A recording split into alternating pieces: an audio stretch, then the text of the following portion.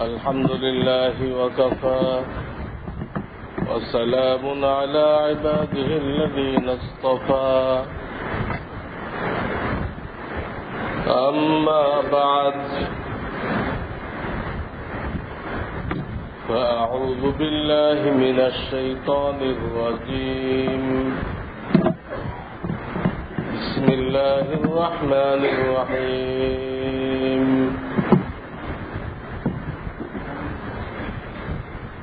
يا أيها الذين آمنوا لا تتخذوا اليهود والنصارى أولياء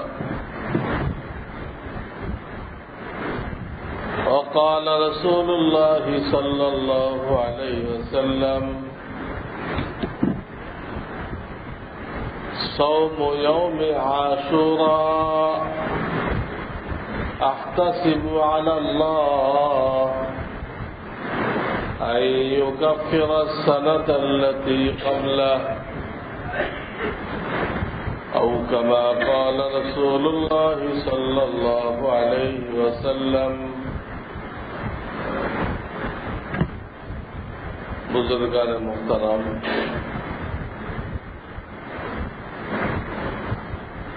বর্তমান যে মাস আমরা অতিক্রম করতেছি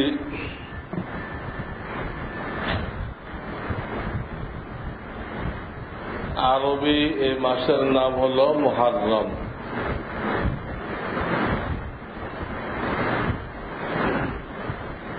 এবং এটা হিজরি বর্ষের প্রথম মাস।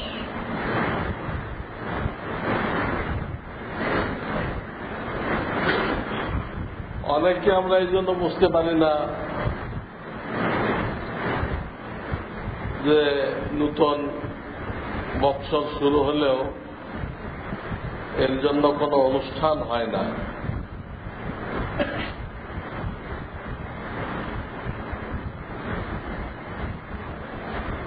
ঢাক ঢোল পেটানো হয় না। আল্লাহ রসুল সাল্লাল্লাহু আলাইহি সাল্লাম থেকে প্রমাণিত নেই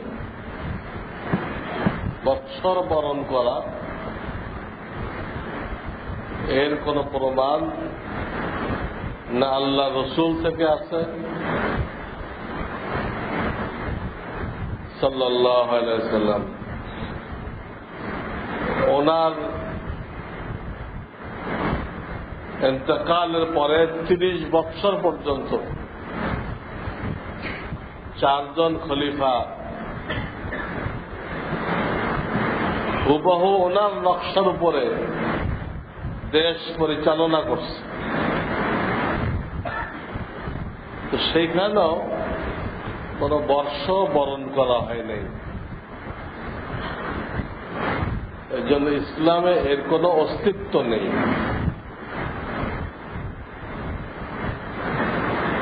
এটা কাফের মুশরিকদের থেকে আসছে, যাদের ব্যাপারে আমি এইমাত্র আয়াত তেলাওয়াত করলাম। তোমরা তাদের সাথে বন্ধুত্বের সম্পর্ক রেখো না,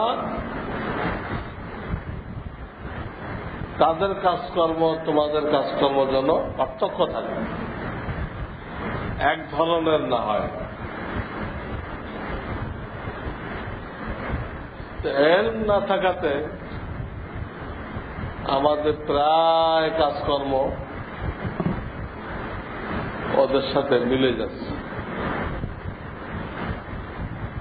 গত রাত্রে দেখা হলো আমার মাদ্রাসার এক হুজুরের সাথে। ওনাকে মাদ্রাসার পক্ষ থেকে দাওয়াতের মেহনতের জন্য বিদেশে পাঠানো হয়েছে। জার্মান,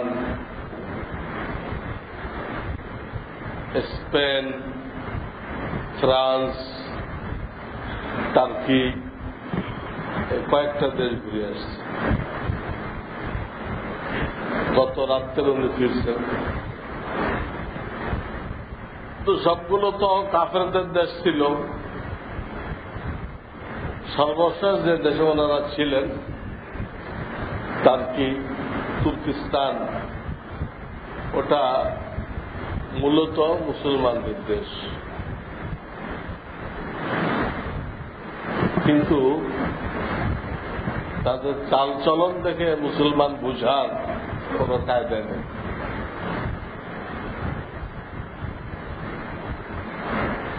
সেখানে বড় বড় ওলামাদের কাছে সাক্ষাৎ করছে ওই দেশের সরকারি, বেসরকারি কোন আলেম ওলামা নেই। সেখানে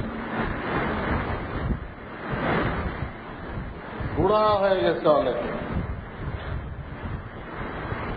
কিন্তু সব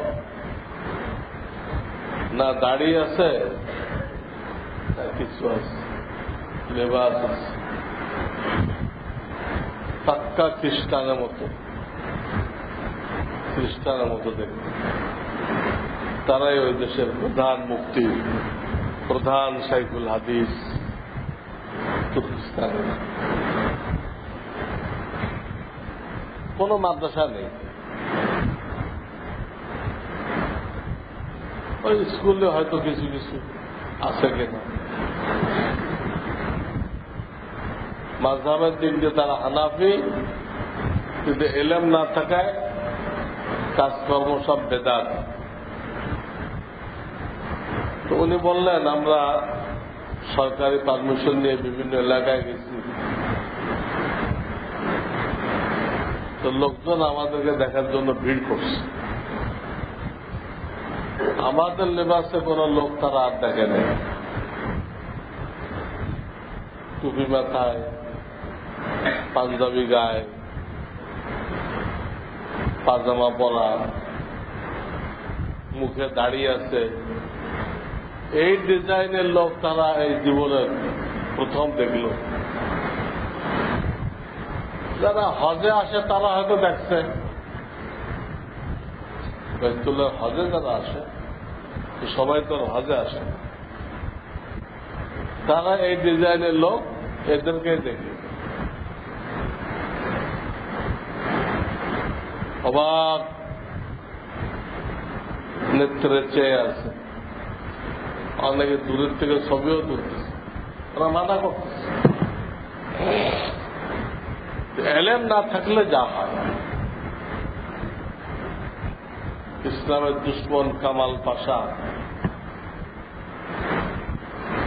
মুসলমানদের দেশ থেকে কোরআন সুন্নাহর এলেমকে দূর করার জন্য যা কিছু করার সব করে দিয়েছে। এই জন্য ওইখানে মুসলমানরা তাকে ফেরাউন বলে, টার্কির ফেরাউন। এরকম যদি কয় মাস এগুলো যদি বন্ধ হয়ে দেয়, আল্লাহ না করো, তো 10 বছরের মাথায় বাংলাদেশের এই হালাত হবে। এখন যে সুরত আপনারা বসে আছেন, এই সুরতের মুসলমান আর পাওয়া যাবে না। জাদুঘরে যদি এটা রাখে, এই ছাড়া আর পাওয়া যাবে না। এমন জিনিস। তো এই আশুরা সম্পর্কে লোকেরা মনে করে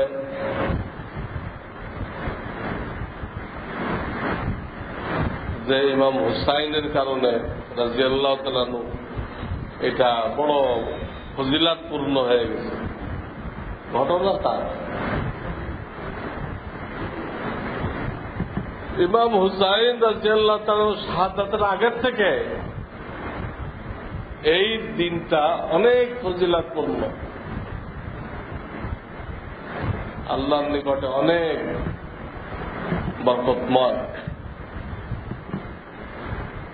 বরং আল্লাহ রাব্বুল আলামিন ইমাম হুসাইন রাদিয়াল্লাহু তাআলা আনহুর শাহাদাতকে আরো বেশি বরকতময় করার জন্য এই দিনে সংগঠিত করেছে।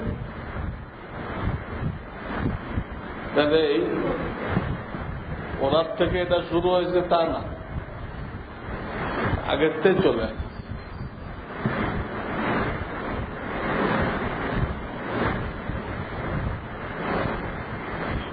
কিন্তু বর্ষ পালন করা হয় না বলে আমরা বুঝতে পারি না।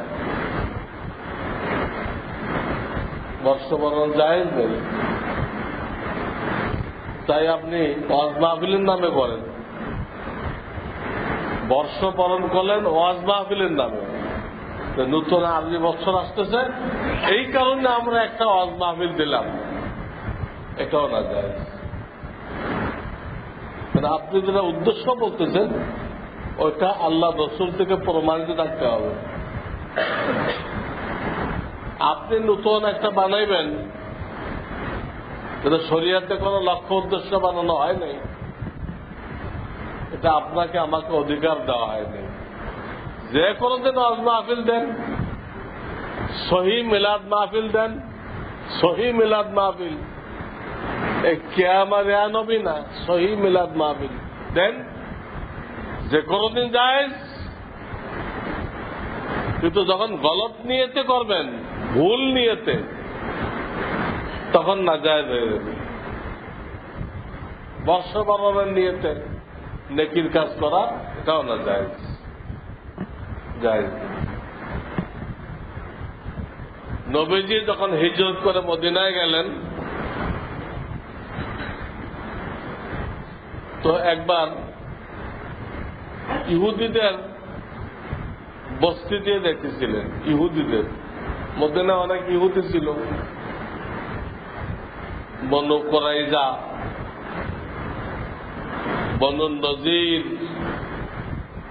বনু কাইনুকা, তিনটা কবিলা ছিল বড় বড়। ওদের এলাকাতে দেখেছিলেন, তো দেখলেন এরা সব রোজা। তো নবীজি সাল্লাল্লাহু আলাইহি ওয়াসাল্লাম জিজ্ঞেস করলেন, তোমরা কিসের রোজা রাখছো? ওরা বলল, আজকে মুহররমের 10 তারিখ, এই দিনে আল্লাহ রাব্বুল আলামিন নূহ আলাইহিস সালামকে সেই প্লাবন থেকে নাজাত দিয়েছিলেন, ওনার উম্মত সহ মুমিন উম্মত যারা, তাদেরকে নাজাত দিয়েছিলেন। এবং এই দিনে আল্লাহ রাব্বুল আলামিন হযরত মূসা আলাইহিস সালামকে লোহিত সাগরে ডুবা থেকে নাজাত দিয়েছিলেন। লোহিত সাগর, রেড সি, আর ফেরাউনকে কয়েক লক্ষ সৈন্য সহ ডুবাই বাঁচল। এই ইহুদিরা বলল, ওরা তো মূসা আলাইহিস সালামের উম্মত, কিন্তু আমাদের নবী এই দিন বহুত বড় নেয়ামত পেয়েছিলেন, মুক্তি পেয়েছিলেন, তাই শুকরিয়া হিসেবে আমরা রোজা রাখি। তখন নবীজি তাদেরকে বললেন যে মূসা আলাইহিস সালামের অনুসরণ করার জন্য তোমাদের থেকে আমি বেশি হকদার। তোমরা তো তার ধর্মকে বিগড়াই ফেলছো, উল্টাপাল্টা করে ফেলছো, তোমাদের থেকে আমি হকদার। তখন নবীজি সাল্লাল্লাহু আলাইহি ওয়াসাল্লাম উম্মতকে এই আশুরা রোজা রাখতে বললেন। মূসা আলাইহিস সালাম রাখছিলেন, তাই আমরাও রাখবো। এই আশুরা শুরু হয়ে গেল। তো ইহুদিদের সাথে যে প্রশ্ন উত্তর হলো, এটার দ্বারা একটা জিনিস আপনারা ক্লিয়ার বুঝতে পারলেন যে নবীজি গায়েব জানতেন না। তাহলে আর তাদেরকে জিজ্ঞাসা করলেন কেন তোমরা কিসের রোজা রাখছো? জিজ্ঞাসা করার প্রয়োজন কি? কিন্তু নিজেই জানতে পারতেন আজকে আশুরা, আজকে এ হয়েছে, জিজ্ঞাসা করে জানলেন। এরকম হাজার হাজার ঘটনা আছে। তো নবীজি জিজ্ঞেস করছেন এটা কি? কেন?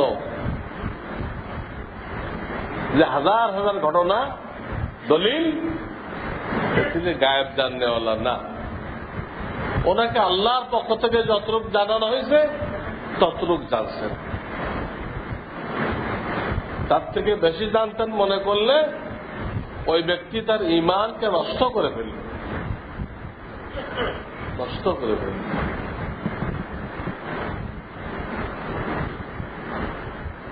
জুমার দিন কিয়ামত হবে, এটা তো মজবুত হাদিস দ্বারা প্রমাণিত, মজবুত হাদিস দ্বারা প্রমাণিত। কিন্তু ওর সাথে আর একটু কথাও বলা হয়, সেটা মুহররমের 10 তারিখ, ওই শুক্রবারটা মুহররমের 10 তারিখ, আশুরার দিন। এই কথাটার পক্ষে ওরকম মজবুত রেওয়ায়াত নেই, হাদিস নেই। হাদিস তো আছে, যে পর্যায়ের হাদিস ঈমানের অন্তর্ভুক্ত, ঈমানের কথাগুলো তো অকাট্য দলিল দ্বারা প্রমাণিত, অকাট্য দলিল নেই। কাজে হইলে হইতেও পারে, না হইতে পারে, চূড়ান্ত বলার কায়দা নেই, যেহেতু হাদিস অকাট্য না।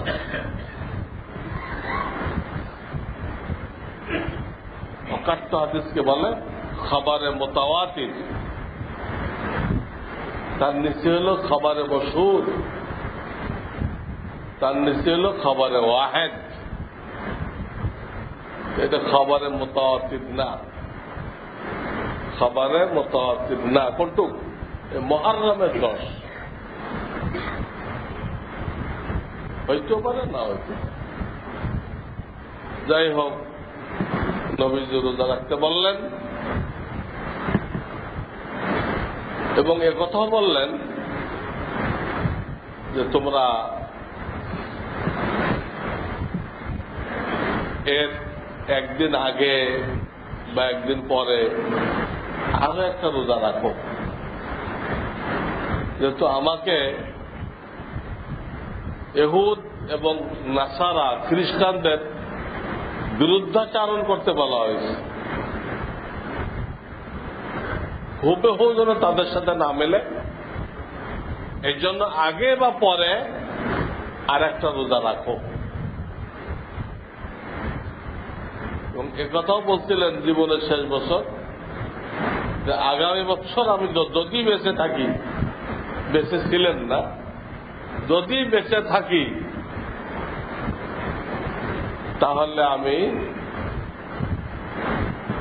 10 তারিখের সাথে, 10 তারিখ তো রাখতে হবে, 1 বছরের গুনাহ মাফ হয়ে যায়। 1 বছর পিছনের 1 বছর,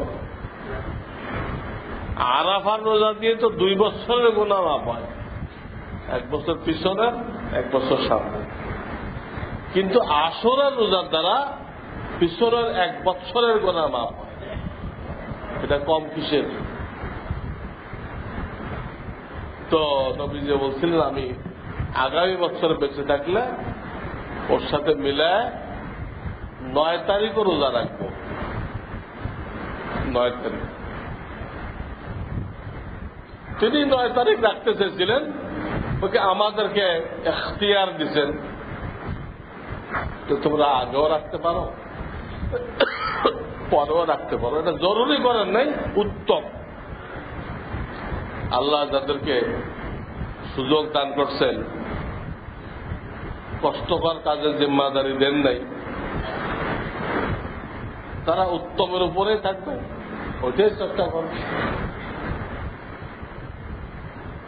এর পরে যায় কিন্তু রমজান আসে, এই কথা যখন বলতেছেন আশুরা সম্পর্কে, তখনও রমজান আসে নাই।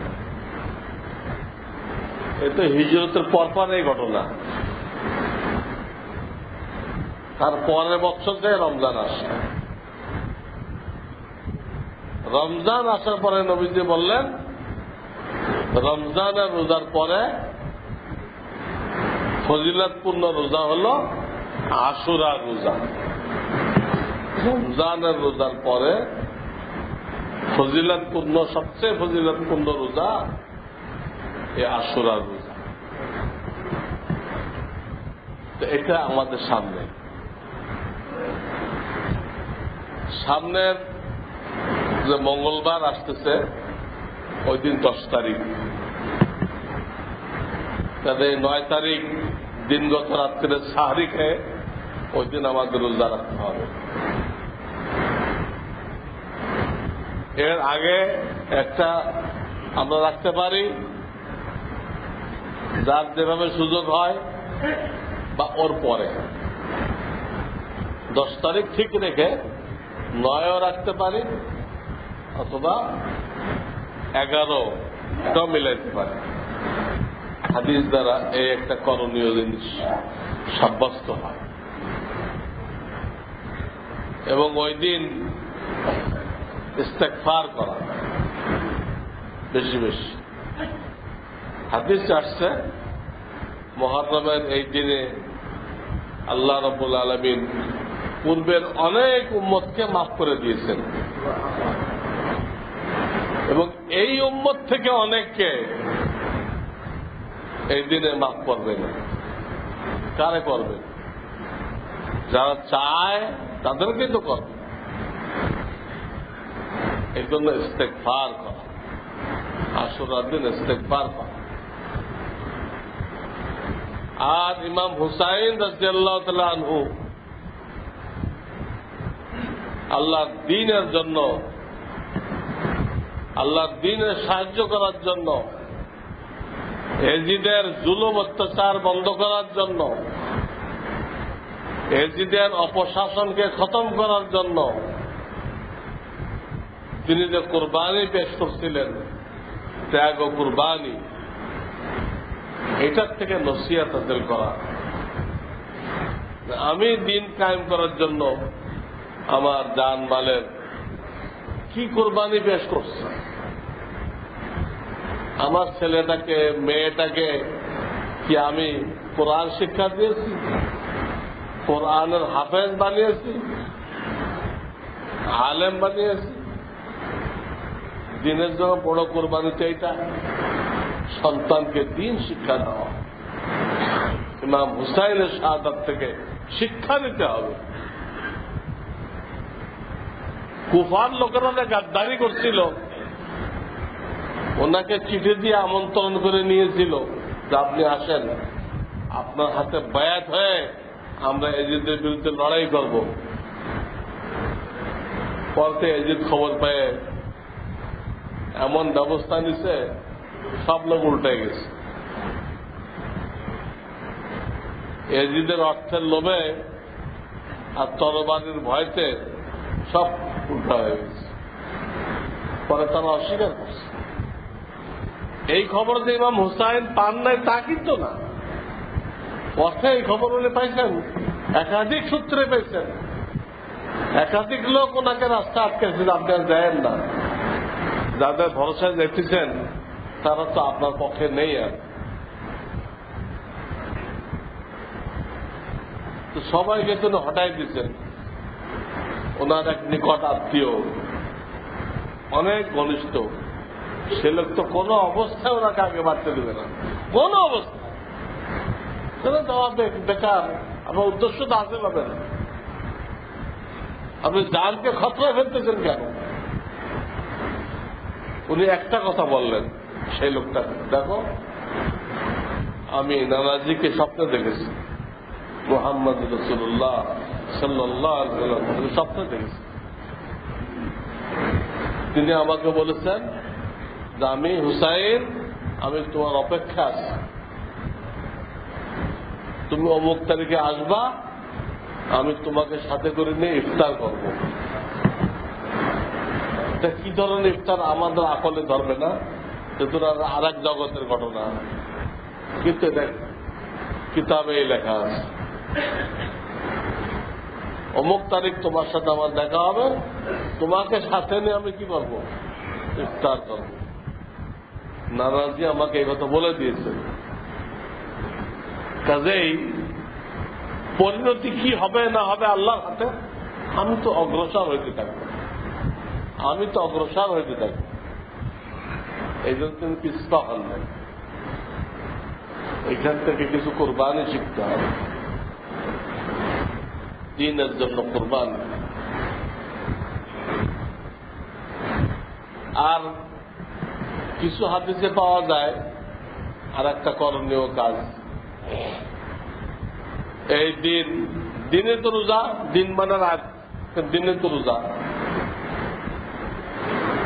সেই দিনের যে রাত আসতেছে, এই রাত্রে পরিবারের লোকজনের জন্য ভালো খানা পিনার ইন্তজাম করা। তাবেঈনদের থেকে কয়েকটা হাদিস আসছে যেগুলোকে হাসান পর্যায়ের বলা হয়েছে, গ্রহণযোগ্য। এবং ওই সমস্ত তাবেঈনরা বলছেন, ওই হাদিসে বলা হয়েছে যে ব্যক্তি ওই দিন অর্থাৎ আশুরার রাত, 9 তারিখ দিনগত রাত পরিবারের জন্য উত্তম খানার ব্যবস্থা করবে, আল্লাহ তার রিজিকের মধ্যে বরকত বাড়িয়ে দিবেন, রিজিকের মধ্যে বরকত বাড়িয়ে দিবেন। ইনশাআল্লাহ তারা সারা বছর প্রশস্ত রিজিক পাবে। তাহলে এটা কোন জাল হাদিস না, গ্রহণযোগ্য হাদিস, এটা একটা আমল। এর বাইরে আমরা আর যা কিছু দেখি, রোজা রাখা, ইস্তেগফার করা, ইমাম হুসাইন থেকে শিক্ষা নেওয়া, খানা পিনার ব্যবস্থা করা, এই চারটির বাইরে আমরা আর যা কিছু দেখতেছি এগুলো সহি না। তাজিয়া বের করতেছে, ইমাম হুসাইনের বানোয়াট কবর, বেদাত, শোক পালন করতেছে। শোক পালন তো সর্বোচ্চ 3 দিন জায়েজ। 1500 বছর পরে কিসের শোক? এই শোক জায়েজ নেই। হাই হুসাইন জায়েজ নেই। শরীর রক্তাক্ত করতেছে। ইমাম হুসাইন শহীদ হয়ে গেছে, সেও জিন্দা শহীদ হতে চায়, নিজে ছুরি মারতেছে। এগুলো বানানো হয় ভিন্নভাবে, অনেকগুলো ছুরি একসাথে থাকে, ওটা সামান্য কাটে, চামড়া সামান্য কাটে, রক্ত বের হয় কিন্তু মানুষ মরে না, এগুলো মারে। দেখেন আমিও শহীদ হয়ে গেছি। একা শহীদ হলে কি ফায়দা হলো? কাফেরের সাথে মোকাবেলা করে শহীদ হও, তো আত্মহত্যা হলো, কোন সবের কাজ? তারপরে ড্রামকে ড্রাম শরবত বিতরণ করে, উনি পিপাসিত অবস্থায় শহীদ হয়েছেন। তো পিপাসিত হলে ইমাম হুসাইন শরবত খাইলা তুমি, ইমাম হুসাইনের কি ফায়দা হলো? হুসাইনের কি ফায়দা হলো? তারপরে এরকম খিচুড়ি বিতরণ করে, এইগুলো শরিয়াতে নেই, শরিয়াতে নেই।